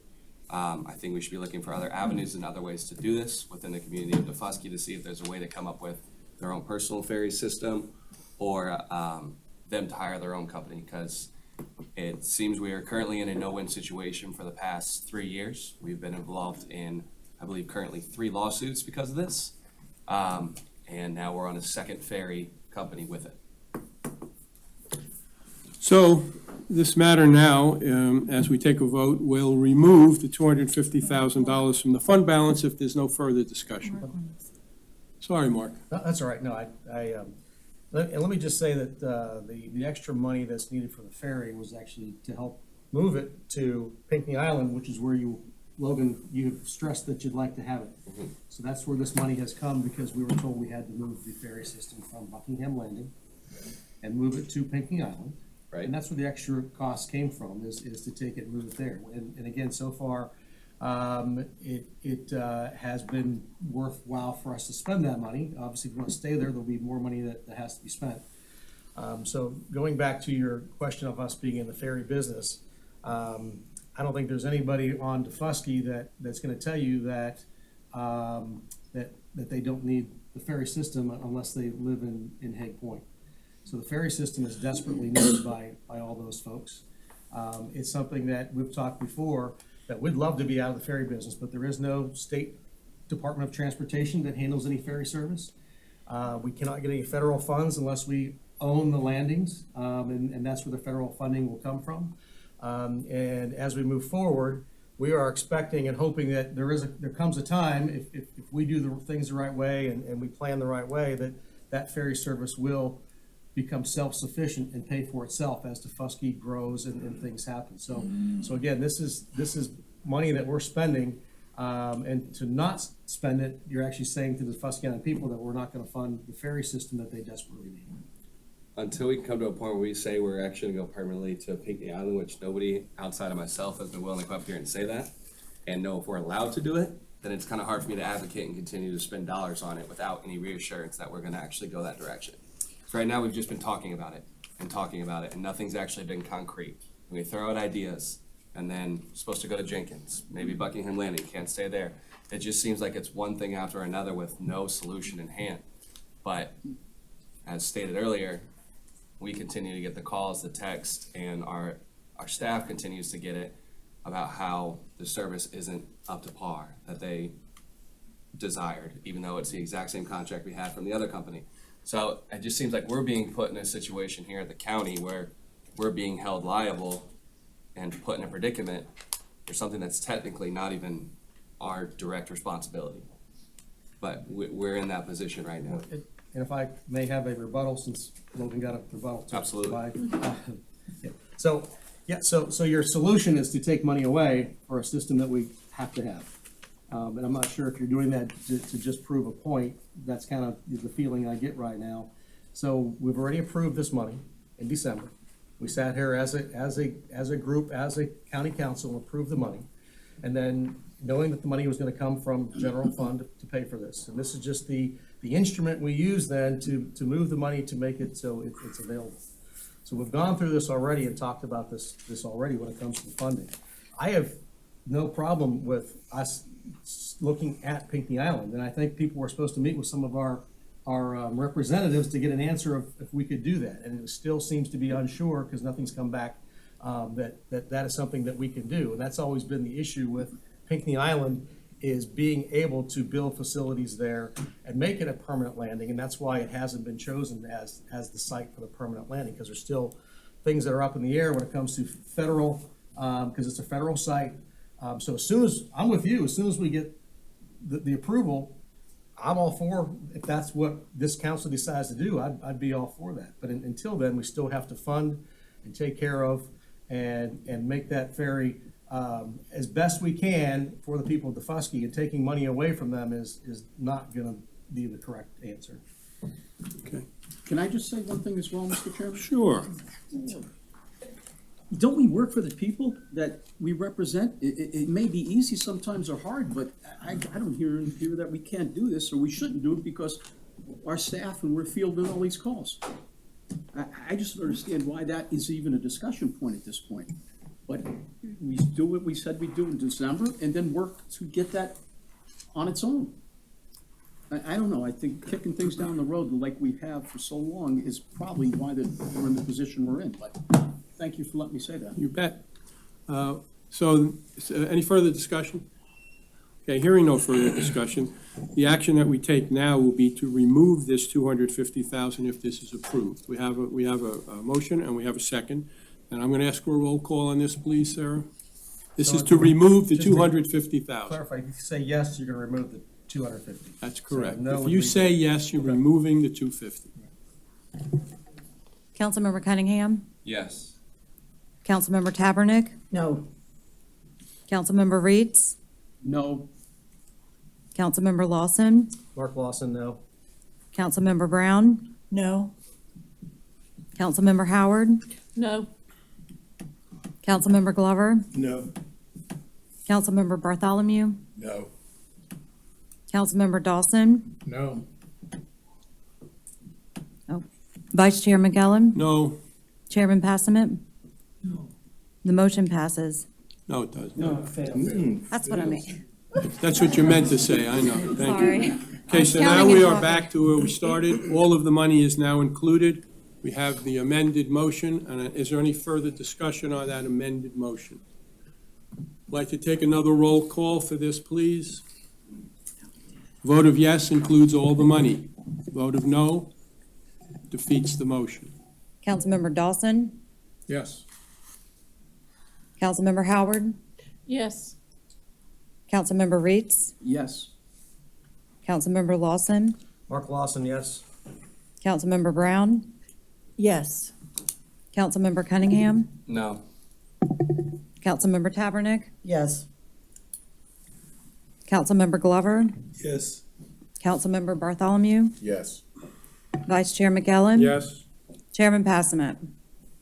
The motion passes 10-1. Thank you. Item number 14 is the first reading of an ordinance amending Hospitality Tax, Chapter 66, Taxation, Article 5, Hospitality Tax of the Beaufort County Code of Ordinances.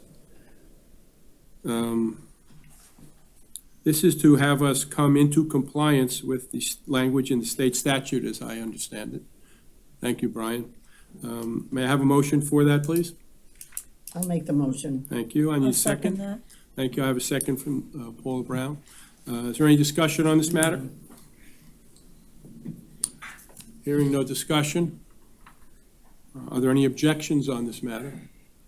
Hearing no objections, this matter passes. Item number 15, first reading of an ordinance amending Chapter 66 Taxation, Article 2, Accommodations Tax Board, Division 1. Generally in Division 2, accommodations 3% tax. I have a motion, please? I'll make that motion too. Thank you. I'll Thank you. second it. Thank you. Is there any discussion on this? This too brings us in comportment with the language in the state statute. I'd Any just like to- discussion? Yes. Go ahead, Alice. Okay. In regard to comments that we heard during public comments today, although this is first reading, I am going to vote for it, but I want us to look at the section on the allocations to the DMOs carefully before we go for second and third reading. Who would you like to do that? When? Who would you like to have do that? The finance committee and with our council. Mr. Okay. Robert? Did you hear that, Tom? Well, I did, but could I ask you not to refer it back to a committee, but I just won't. to ask I just- staff, to just talk to ask staff staff to and consider that? Thank Committee to you. look at it. So we need that information before the second reading, okay? Yes, sir. Thank you. Mr. Chair, I'd like to speak to this one. Certainly. I heard what people said today, however, I'm trying to bring us in line with what Hilton Head and Bluffton do with their local ATAX funds. And that is, and I gave you all this information before, it basically supports their initiatives instead of giving the grant out. It doesn't mean we can't grant money to entities that apply. But what it does is take off the specific detail funds. So I stand with this motion. Mr. Chairman, could I ask Councilman Howard, are you referring to the local ATAX, which is the proposed changes are in existing section 66-47, where we talk about allocating? Yes. Yeah. That, wanted to make sure 150 to each. Right. Take you. Right. Any further discussion?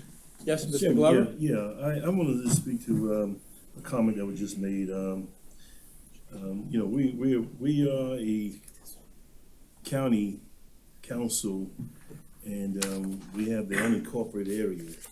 And part of the makeup of the committee is to make sure that we have representation from an area that gets receive or give us a lot of the accommodation tax money. I think we need to make sure that we adhere to that as we move forward in getting representation on that committee that give credit or give responsibility to that area that we receive a lot of taxes from. So right now we don't have that, so I'm hoping that we move forward in that direction. But I do believe that we are a county, and a lot of areas in the county have more resources when you have an event than particularly the rural areas. So if I'm gonna do something, I may wanna do it in the city of Beaufort or the town of Hilton Head, just because they have the resources that can accommodate those events and stuff. So I don't have a problem with it, but I do like for representation to come from areas where they're actually giving us a lot of the taxes. The areas the other venues are, you mean? Yes. The areas where the other In the venues are located? unincorporated area, yes. Mr. Chair, point of clarification, I'll ask Mr. Sullivan. I believe the current committee is all north of the Broad. Yes, ma'am. There you have it. So the issue is we have to find someone south of the Broad, as Mr. Sullivan told us before, but they're all north of the Broad right now. What's the legal number on that committee? 7. And how Sorry, many- to clarify, that's the 2% accommodations tax committee. I think what you're speaking about is the 3%, so just for clarification. So the legal number is 7 and there's 5? There's currently 6, and all 6 members are from Okatee to Fripp. Oh, okay. But Mr. Chairman, there is no committee for the 3%. Correct. There's only a committee for the 2%. The 3% is what you guys decide. Oh, Right. The 3% number is what comes from, this is local collected by Beaufort County, Got it. not the state 2%, okay, correct? okay, great. Thanks for that clarification. Yeah. Any further discussion on this matter? The only thing is I'm going to say no tonight until I hear more about this and learn from all these comments here tonight, and I appreciate it.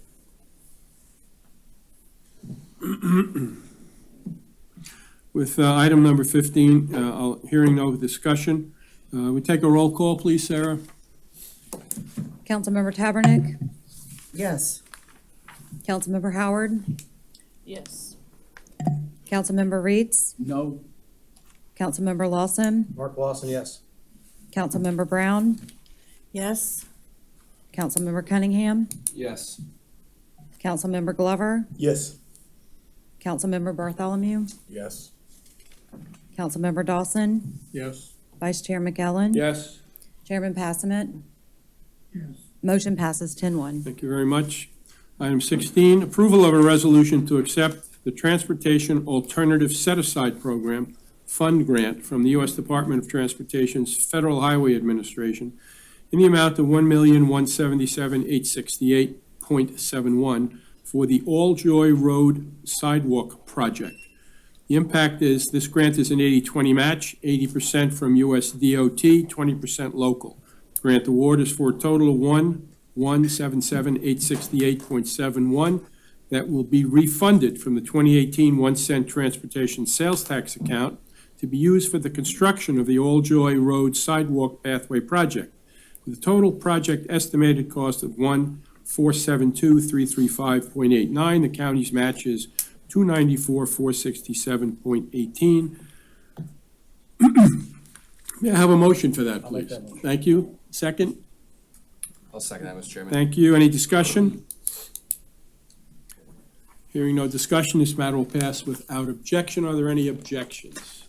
Hearing no objection, this matter passes. Item 17, a request for a private road acceptance of Shepherd Lane into the county road inventory.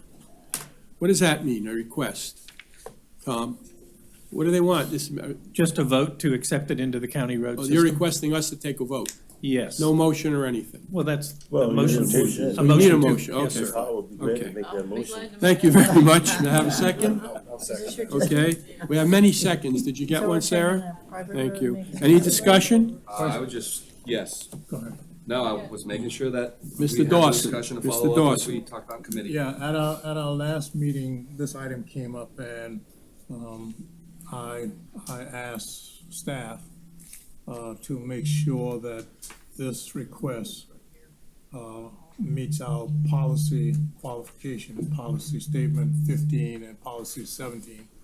And which I think 15 states that the requirement is, for private roads, wanting to be granted into the county road system, that had to have a minimum requirement of either 6 or 7 homes, and I'm not sure which number that was. But this request is only 4 homes on this road. So I asked staff to make sure that we're not violating our own policy by accepting this road into the county. Yeah, the AIS states, Mr. Dawson, road acceptance procedures and statements 15 and 17 have been met to either accept or deny into the county road inventory, which really doesn't answer your question. So the question is, does it meet the requirements for acceptance? Well, actually, I think it's policy number 17, Councilman Dawson, and I think there is, you are right, that policy 17 says that it should serve, the road, private road, should serve at least 6 dwellings, and this one serves 4. But staff Darren? is asking council to approve it nonetheless. Yeah, well, so there's 15 and 17 policy statements. Policy 15 is for work on private property, and then for 17 is the acceptance of a private road. So we're actually dealing with policy number 17. And the difference is a private road and a private driveway. So this is a private road, not a private driveway. It is an accessible public road, and item 3 is serve at least 6 dwelling units. Although 4 dwelling units live on this section of the road, the entire road of Shepherd Road serves, I believe, 12 or 13 homes. So it does meet as far as service. This is already an existing paved road. A portion of it is a DOT-owned, and it's surrounded by other DOT-owned roads in the Mossy Oaks neighborhood. And so this would be the last remaining portion of that paved road that currently has a private road status to be accepted as a county road, so it too can be maintained like the other roads around it. So that is the intent. And then the last statement is the road acceptance application. So basically the homeowners make an application, they provide that to our county right-of-way manager. Our right-of-way manager checks the documents and then makes sure there's 100% participation for providing the right-of-way. And then after that, the right-of-way manager takes it to the Public Works Director for them to do evaluation of the road. And then that is provided back and runs through Public Facilities Committee and then the County Council. So those items have been followed in accordance to policy statement 17. I'd like to make a comment. There's pictures that I took. This is adjacent to a middle school, which I think has 400 to 500 students. The buses use this road. It's next to Paul Drive, which is heavily used by students walking to and from school. There's students that have to walk down this road to get to their houses. So it's a short road, but it's heavily used. And the intention here, Walkers and sorry, buses. sorry.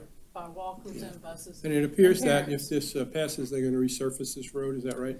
Yes, so the intent is there's a portion of the road nearby has been paved last year, and then we're going to pave Paul Road as part of CTC funding. So if this does get approved and accepted, that we could do a change order to the existing paving contract and add that into this year's paving plan. So that'll be paved as well, okay. Yes, Lauren. Yeah, I don't think the question is, should it be paved or should we take it in? The question is, do we have the ability to approve it? The rules that we set forward between us, we didn't meet the requirements. I do think it needs to be done. I mean, especially if the damage to the road is being done by our public school system, the buses and people getting into school. But if the guidelines we have put in front of us, we don't meet them, how are we, as the people held responsible by those guidelines, supposed to vote yes on it? So we as staff are saying we do meet those guidelines, and the difference is is a private road and a private driveway, which is defined in this policy statement 17. So private road is a road that's used, but has different landowners, and a private driveway is a vehicular pathway where the ownership, land abutting both sides, is the same as the pathway. So basically, a private driveway, and this gets to policy number statement 15, and the driveway portion is, a lot of times, there may be a driveway that has one landowner but has multiple houses on that driveway. So in that's referenced as a private driveway. This is a road that has multiple landowners, so it doesn't meet the private driveway threshold, it meets a private road threshold. So we are accepting a private road, not a private driveway. Can we pull up the requirements for the road portion then instead of the driveway portion? 17. And Jared, if I may, while they're looking that up, I Just actually up have it pulled up there, here. right there. Is there any definition for the word serve? Because it says serve at least 6 dwelling units. That doesn't mean that they have to be own it, right? That just has to be serviced or utilized by more than 6 dwelling units. That's my interpretation. There's no definition for serve. This was a policy statement that council made many years ago. So without any definition of the word serve, I think serve, if it's utilized by those other people in the neighborhood, then I think it's sufficient.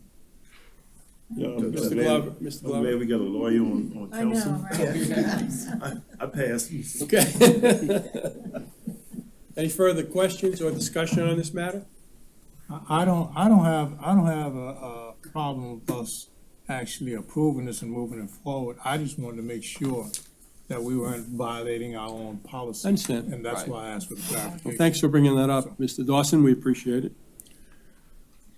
So the matter stands as a request for private road acceptance of Shepherd Lane into the county road inventory with a motion and a second. Discussion, any further discussion? Hearing no further discussion, this matter will pass without objection. Are there any objections? Hearing none, the matter passes. Thank you, Jared. Number 18. That's a good question. Mr. Chairman, Yep. I think Ms. Howell and I would have to excuse ourselves. Oh, yes, we've already filled out our And forms. you're going into executive session? Not yet. No. We will. This is item 9. This is approval of the poll workers stipend. That's the one we have to. Okay, fine.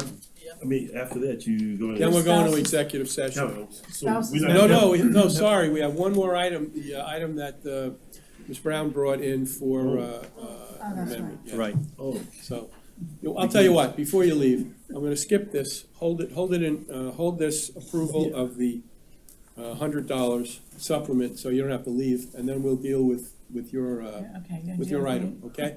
Mr. Kevin, you're gonna need a little refresher on what that item was that was added. Yes, sir. Brian, am I okay doing that?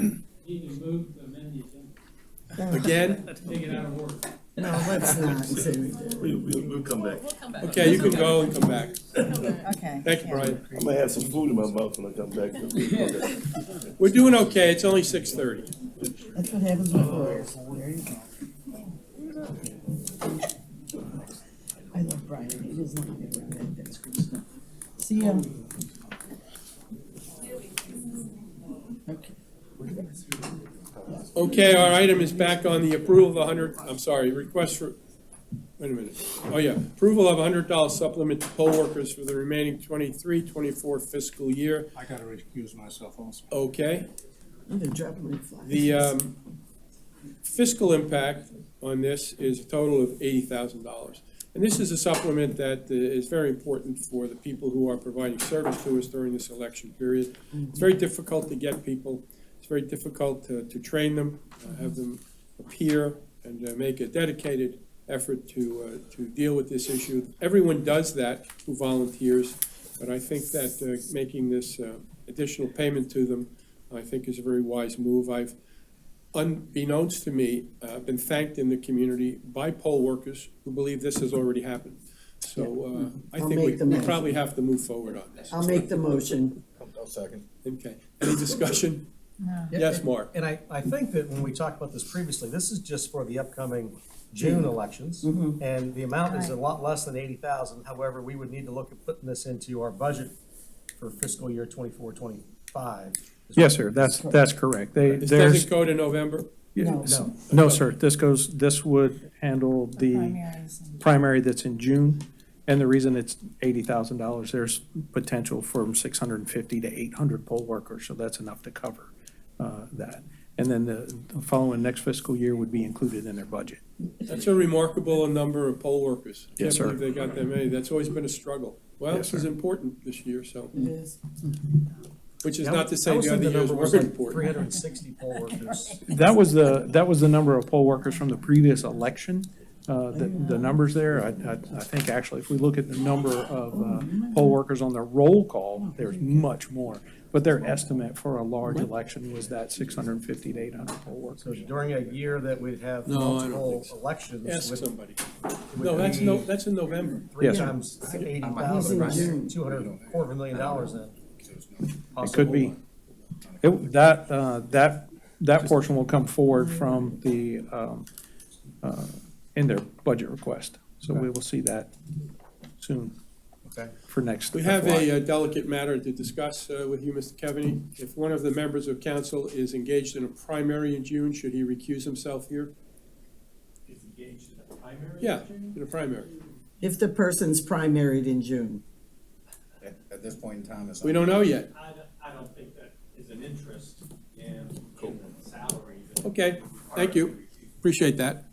Any further discussion? I want to ask a question. What happened with, is administration still investigating allowing our employees to take the day to be poll workers? Wait a minute. Hold it. That's got nothing to do with what we're doing here. Well, No, it that's okay. reduces this That's okay. amount. That's okay. You can ask that question I did. when I adjourn, okay? Thank you. No, then the public can't hear it. I'll just watch his face. Go ahead. Mr. Robinson.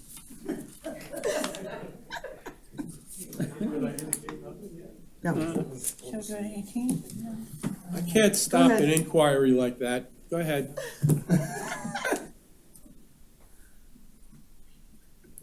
All you have to say is no if you didn't do it. Well, we have those. So, it's not appropriate for an employee to be paid twice. So, and if employee is working as a Beaufort County employee and is serving to backfill, if they've done training and those kinds of things, it's possible for an employee to fill in at a polling station. Yeah, that's what we talked about. They're not gonna get paid. We understand. Right. If they want to use a vacation day or time off, and so they're not being paid by Beaufort County, then they can become a poll worker for that time. Okay. And receive the $100. Well, and Or lose their receive, salary, that's correct. They would Okay. not be paid by Beaufort County, they would be being paid by okay? the, They wouldn't do the that. poll Okay, department. thank you. Okay, Call it the question. I'm free now? you call the question. Okay. Gotta keep it. End of discussion. I'd like to move this forward without objection. Are there any objections? Hearing none, this matter passes. Thank you very much. Okay, Mr. Keaveney, we're just gonna need a refresher course on the amendment. I need to. Right. to You move wanna wait to till the- add to our Oh, next yeah, would council you? meeting. Yeah, thank you, Sarah.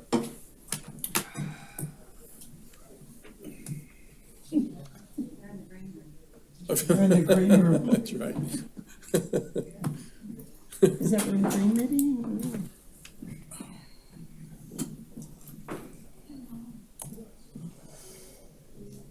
Do you move the polls? Okay.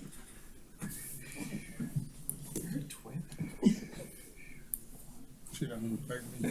It's scary. All right. Okay, we're all set. Thank you, All sir. right, Mr. Chairman, so as I understand it, the motion is to bring back the resolution, the LATS resolution that council approved at its last meeting Yes. for, it's not a motion for reconsideration, but it's a motion to review its decision to either rescind that earlier vote or to amend the earlier vote to tweak that LATS resolution in some way. Okay. So a yes vote at this time would bring that resolution back to council on its next agenda. That's right. Okay. Everybody understand that? Are there any So- questions with regard to this? And so if we vote yes on this today, it brings it back up for discussion on the 24th to make either adjustments or changes to the original decision. 25th, yes, sir. 25th, sorry. Yes, sir. And we have the motion and the second when it was amended. Well, that's just to amend it, but now you need a motion and a I'll second and make a that vote. motion. And it just needs simple I majority. understand. I'll second that. Okay, I have a motion and I have a second. And now, is there any discussion? Yeah, if I may, I mean, you made the motion originally. but- Yes, I did. But you Um, got it. I don't know why. I don't have anything to say. I sent The it. reason this is important is because there are 3 different studies happening in this, and we had a lot of discussion. I, myself personally, I don't know if it was lack of awareness on my own or mistakes, it happens. I was expecting a second and a third reading on this because I did not realize it was a resolution, even though it was written that way on the agenda. That falls on me. But the discussion still needs to be had if we need to fund all 3 sections of this, or if we need to take out different portions of it. And that's the discussion that needs to be had here at council. We've had multiple community members reach out to us and come to council chat, and I know everybody's email probably looks like mine right now. If not, I'll take a couple hours and forward them to you guys if No, you'd like. thanks. No, That's okay. no, thank you. But that's why we are, that's why this discussion needs to be had on the 25th. And I'm hoping for support to get that done. So let me ask if there are any questions about what you've just said. Everybody understand what we're voting on? For the public, I don't think the public understands what he's addressing. Okay, let's make it clearer He then. needs to be specific. The addressing is 5B. Right. Should the funding be there to do the study for 5B in Bluffton? That's the term for it. It's a connector of the Bluffton Parkway to Buckwalter, 1.1 miles away from a connector that it already is located on for somewhere between $50 to $60 million. And that's part 3 of a 3-part item. Correct. Okay, And that's why I would like to take them on the 25th at discussion as 3 different items. okay. Anything further, any discussion? Do you think that's adequately clarified it, Mr. Dawson? Yeah, okay. Thank you. Thank you. I'd like to move this forward without objection. Are there any objections? Seeing no objection, the matter passes. Thank you very much. Thank you, Mr. Chair. We're now moving into executive session pursuant to South Carolina Code, Section 30-4-70A2. Receipt of legal advice where the legal advice relates to matters covered by the attorney-client privilege, and that would be the Hainsworth-Sinkler Board investigations. Receipt of legal advice where the legal advice relates to matters covered by the attorney-client privilege, the application of the road use fee. Receipt of legal advice where the advice relates to pending claims or other matters covered by the attorney-client privilege, Beaufort County versus Hatcher Holdings. And to receive legal advice where the advice relates to pending litigation, Mundy versus Beaufort County. May I have a motion, please? I'll make the motion. Thank you. Discussion? No discussion? Any objections? No objections. We're moving into executive session. Thank you all very much for your participation. Thank you all for staying. I don't know if there'll be any action when we come back. It's hard to tell just yet. Watch it But, every time you come up in the chair. I would say we're going to be at least 30 to 45 minutes. Oh, then it could be negligent.